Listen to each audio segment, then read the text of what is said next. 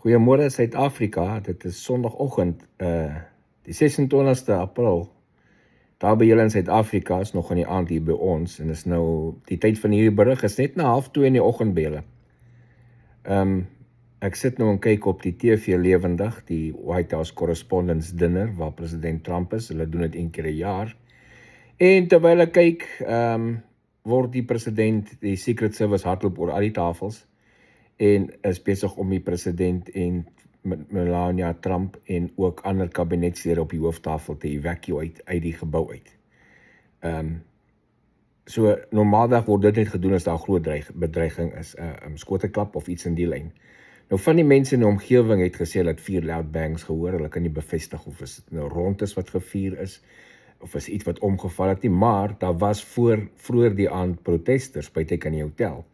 En blykbaar het van die protesters het reg gekry om in die hotel se lobby in te kom.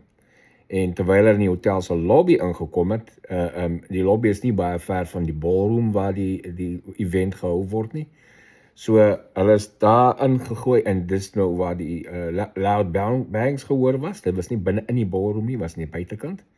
En volgens dit het die Secret Service opgetree, ingekom en minder as 30 sekondes is president Trump, mevrou Trump, die kabinetministers almal op die hooftafel uit ge-evacuate. So van daar af wat normaalweg sal gebeur, hulle evacuate, hulle vat hulle na safe, hulle sal 'n plek in die hotel het wat 'n safe haven is, maar gewoonlik soos daar in Washington DC, sal hulle omstryd na die beach toe vat en van daar af jaag hulle terug White House toe en obviously die hele paai en alles is geblok vir hom uit te kom. So daar's 'n groot police presence op die oomblik.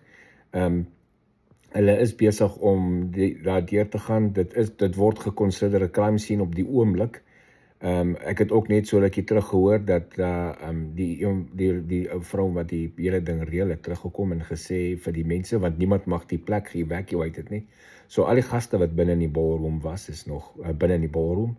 En hulle het nou net ook van hulle begin evacuate by die deure uit, maar iemand het ingekom, die iemand alles reël en gesê dat hulle behoort binnekort aan te gaan met die program wat die beplan was vir die aand. Hulle het nog nie hulle aandete gehad nie. Hulle was maar besig met slaaie in die voorgereg toe die voorval plaasgevind het. Gaan president Trump terugkom vir die res van die aand? Dit is nie almal se guess, maar die ding kan selfs voortgaan sonder hom. Die hele ding is. Ek vermoed hulle sal hom dalk terugbring as hulle seker maak alles is veilig, maar gewoonlik nie sommer nie. Nou gaan ons nou kyk.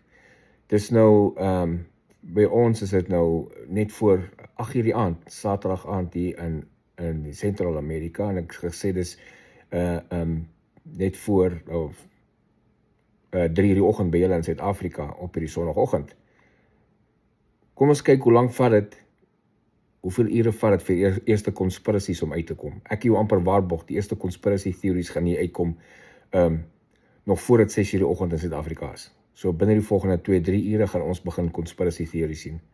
Van die conspiracies wat jy gaan sien is dat hier Kamstag gestage is. Ander gaan jy sien dat daar ander probleme is. Moenie verbaas wees as jy conspiracies gaan sien van dis die Iran regime wat dit nou kom doen het nie. En al hierdie diepe dinge. So ongelukkig is dit maar altyd die geval van as daar iets met die president gebeur, dan kom die conspiracy theories uit lewendig en dik. So ek sal op my oë ook op die regte plekke hou vir informasie, en sodra ek informasie het wat credible is, dan sal ek vir julle 'n bietjie update. Ek weet nie of ek baie lank, ek is nog vroeg hier by ons, is nog voor 8:00 die aand, so ek gaan nog gerug wakker wees. Ek sal kyk as iets intussen oppop, en dan sal ek miskien toevoeg by hierdie video. Maar sien julle dan later, geniet die res van die oggend, die sal wakker word, sal dit sekerlik op julle nie sien. Baie dankie.